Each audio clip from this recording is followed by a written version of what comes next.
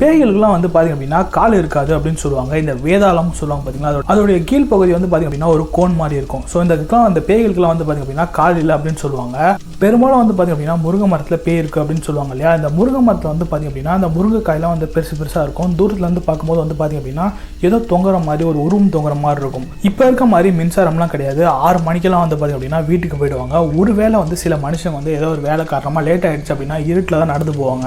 நம்ம வந்து ரொம்ப தூரம் நடக்கும்போது ரொம்ப களைப்பாக இருக்கும். இந்த பாலைவனத்திலலாம் நடக்கும்போது இந்த பாலைவனம் படங்கள்லாம் வந்து பார்த்திங்க அப்படின்னா தண்ணி இருக்க மாதிரி ஸ்விம்மிங் பூல் இருக்க மாதிரி நிறைய பேர் நினச்சி குதிப்பாங்க. அங்கே வந்து பார்த்திங்க அப்படின்னா எதுவுமே இருக்காது, மண்ணு தான் இருக்கும்.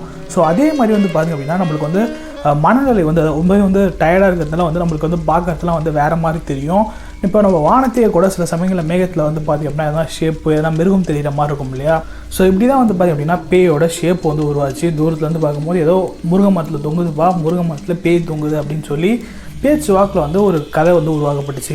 ஸோ அதே மாதிரி வந்து பார்த்திங்க அப்படின்னா இந்த ஆலமரம் அரச மரத்துலாம் வந்து நைட் சமயத்தில் படுத்தா ஏதோ அமுக்கிற மாதிரியான ஒரு ஃபீலிங் இருக்கும் அப்படின்னு சொல்லுவாங்க. இந்த ஆலமரம் அரச மரத்துக்கெல்லாம் படுத்தா ஏன் அந்த மாதிரியான ஃபீலிங் வருது அப்படின்னா, பகல் சமயத்தில் வந்து பார்த்திங்க அப்படின்னா எல்லா மரங்களும் வந்து பார்த்திங்க அப்படின்னா ஆக்சிஜன் நம்மள மாதிரியே உள்வாங்கிட்டு கார்பன் டை ஆக்சைடை வந்து ரிலீஸ் பண்ணும்.